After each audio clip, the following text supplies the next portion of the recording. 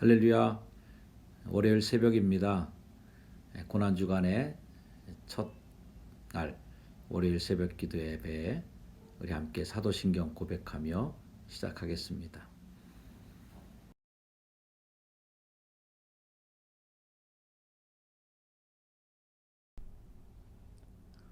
나는 전능하신 아버지 하나님, 천지의 창조주를 믿습니다.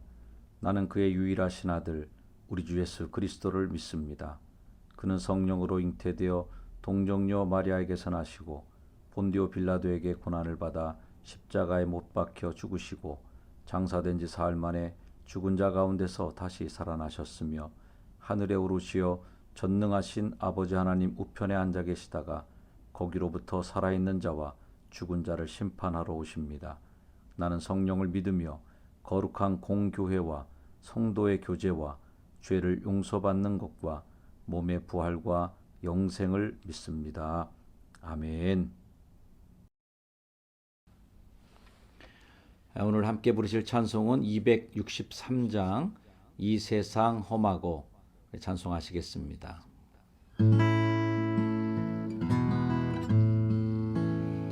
이 세상 험하고 나 비록 약하나 늘 기도 힘쓰면 큰 권능 얻겠네.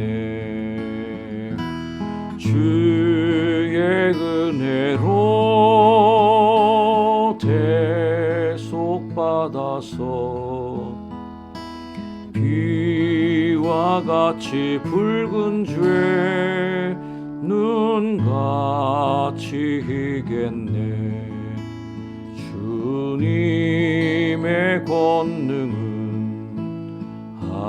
한없이 크오니 돌 같은 내 마음 곧 녹여주소서. 주의 은혜로 대속받아서 비와 같이 붉은 죄 눈같이 희겠네. 내 맘이 약하여 늘 넘어지오니 주 예수 힘주사 굳세게 하소서. 주의 은혜로 대속받아서 비와 같이 붉은 죄 눈같이 희겠네. 죄 사함 받은 후 새 사람 되어서 주 앞에 서는 날 구 찬송하겠네. 주의 은혜로 대속받아서 비와 같이 붉은 죄 눈같이 희겠네.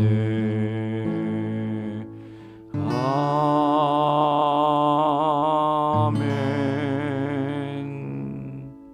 아멘.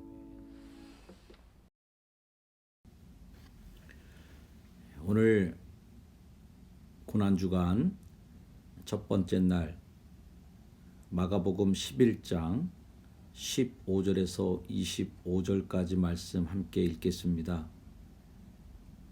마가복음 11장 15절에서 25절까지 말씀 함께 읽습니다. 그들이 예루살렘에 들어가니라.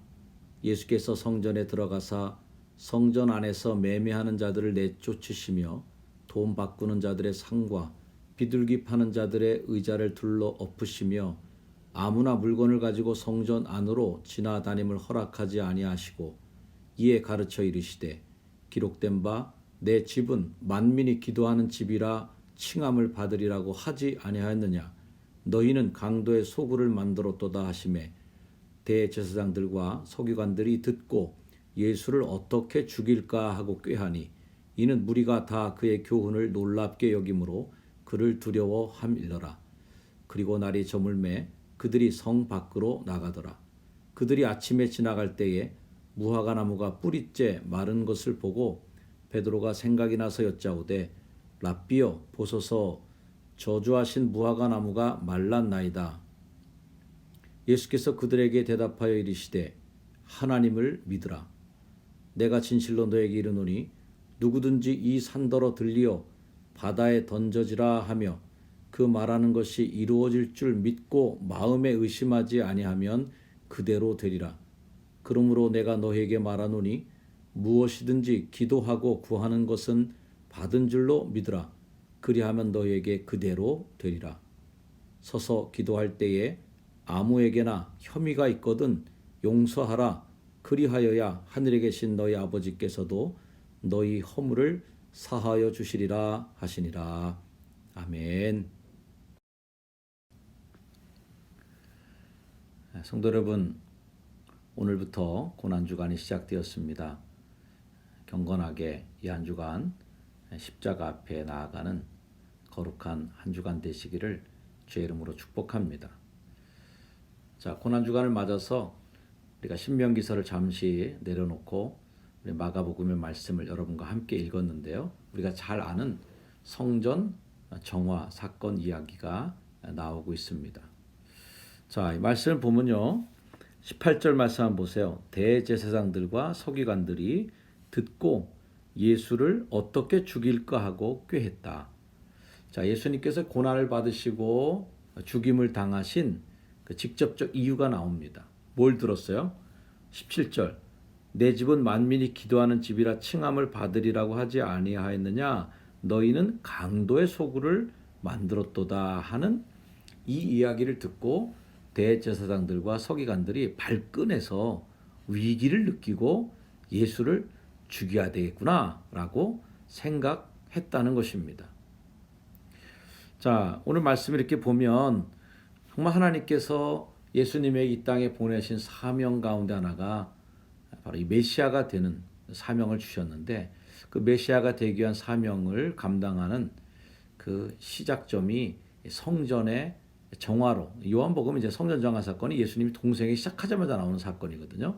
근데 이제 오늘 말씀은 마가복음은 좀 뒤에 나오는 말씀으로 보고 있는데, 자, 이 성전 정화 사건을 우리가 이 시대에 한번 좀 대비해서 보기를 원합니다.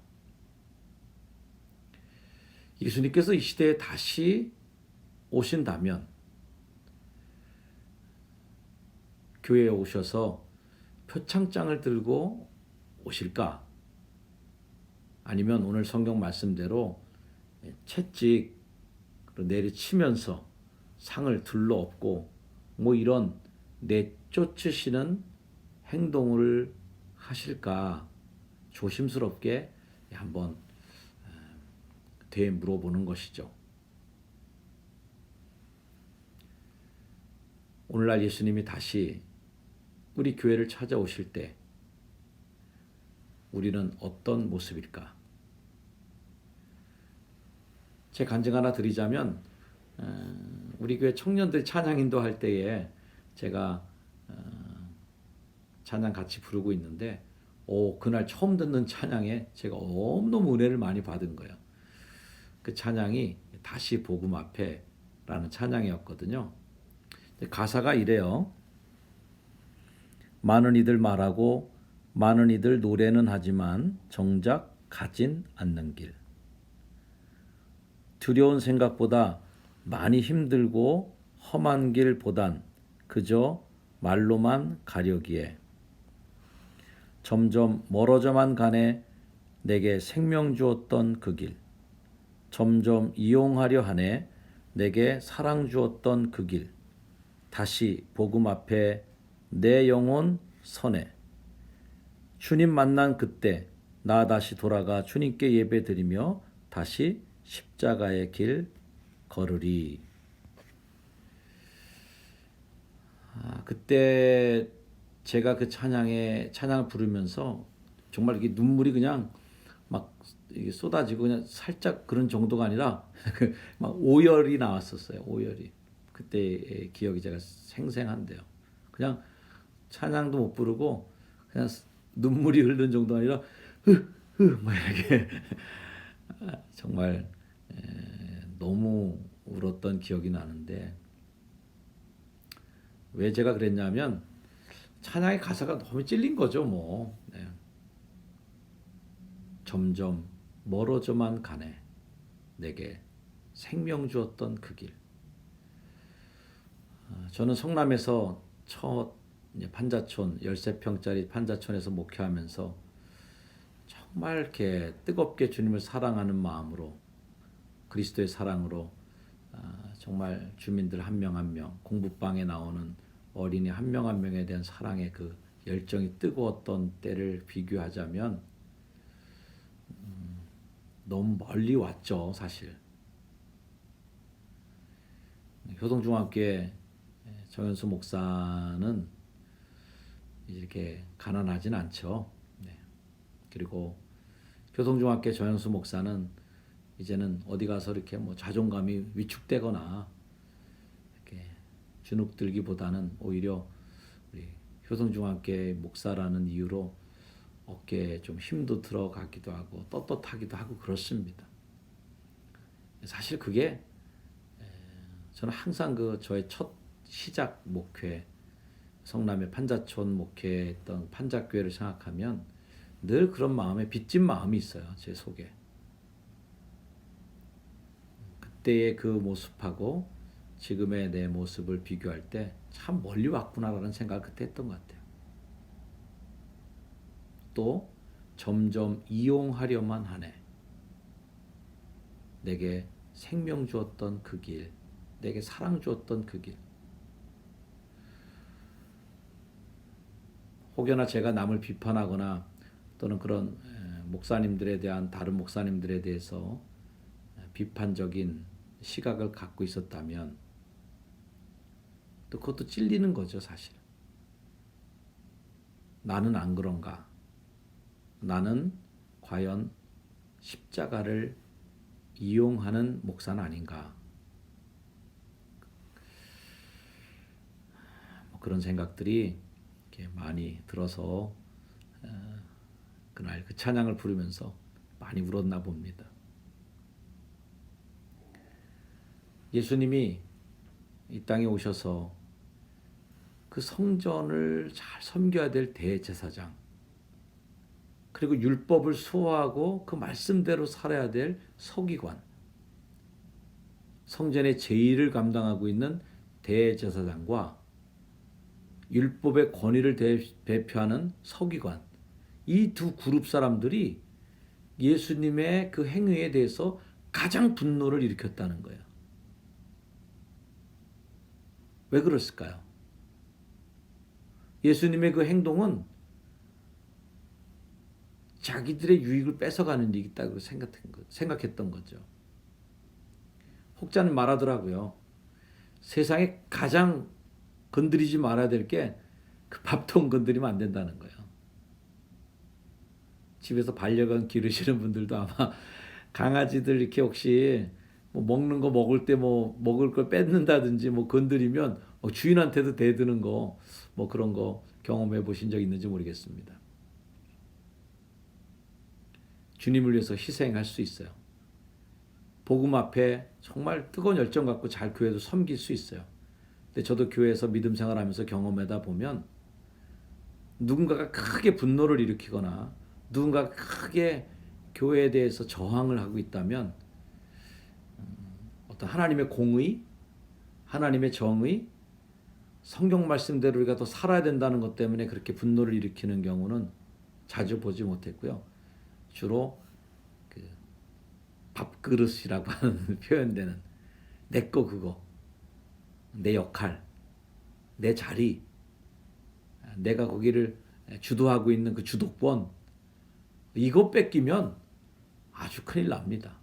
그래서 그거 보호하고 그거 챙겨주는 게 또 어떻게 보면 목회를 잘하는 목회자의 덕목 가운데 하나일 거예요.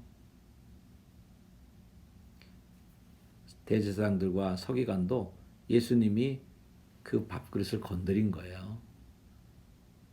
그거 하지 말라고 얘기하는 거예요. 그 이득을 보는 일을 멈추라고 얘기하는 거예요. 그러니까 예수님을 죽일 생각을 하는 거죠. 오늘 말씀 좀 무거운 마음으로 저는 읽었습니다. 오늘날의 한국교회가 또 뭐 한국교회 운운할 것도 없이요. 나는 복음 앞에 어떻게 서 있을까?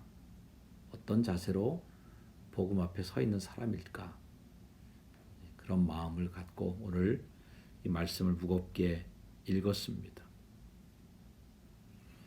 18절 말씀 다시 보면 이는 무리가 다 그의 교훈을 놀랍게 여김으로 그를 두려워함이로라. 진리를 어둠은 두려워합니다. 바른 것을 삐뚤은 것들은 두려워합니다. 그래서 빛은 이 땅에 왔지만 참빛이 세상에 왔지만 사람들은 빛보다 뭘 더 사랑해요? 어둠을 더 사랑했다는 거예요. 그래서 그 빛을 죽였다는 것입니다. 사랑하는 성도 여러분, 이 고난주간 첫날 새벽을 함께 보내시는 여러분, 오늘 묵상하고 또 하루 살아가는 날 동안 말씀의 의미를 잘 곱씹어 보면서 나는 혹여나 내 유익을 더 우선으로 하는 사람인지 예수님의 유익, 예수님의 복음, 생명의 가치를 더 소중하게 여기고 사는 존재인지를 질문하고 또 답하면서 살아가는 오늘 하루가 되기를 주의 이름으로 축원을 드립니다. 우리 함께 기도하겠습니다.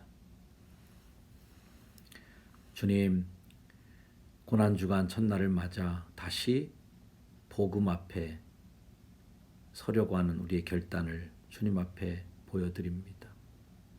하나님, 인도하시옵소서. 오늘 우리 교회가, 우리 효성중앙교회가, 감리교회가, 한국교회가 예수님이 오시는 것을 거부하거나 예수님이 아버지의 집은 기도하는 집이라고 하시는 이 교회의 본질을 회복하는 것에 대해서 오히려 저항하고 거부하는 교회가 있다면, 그런 교회의 모습이 있다면 주님 꾸짖어 주시고 교회가 교회답게, 교회가 교회되게 주님의 십자가 다시 붙잡고 서게 하는 이 놀라운 성령의 역사가 이 고난주간에 우리에게 임하여 주옵소서. 오늘도 거룩함으로 하루를 시작하는 성도들의 삶을 기억하시고 주님 동행하시고 인도하여 주셔서 사회적 거리두기, 물리적 거리두기를 시행하고 있는 이 고난의 때를 더 잘 견뎌내므로 지혜롭게 바이러스의 이 터널을 잘 빠져나갈 수 있도록 이 민족과 교회를 축복하여 주옵소서. 우리 주 예수 그리스도 이름으로 간절히 기도드립니다. 아멘.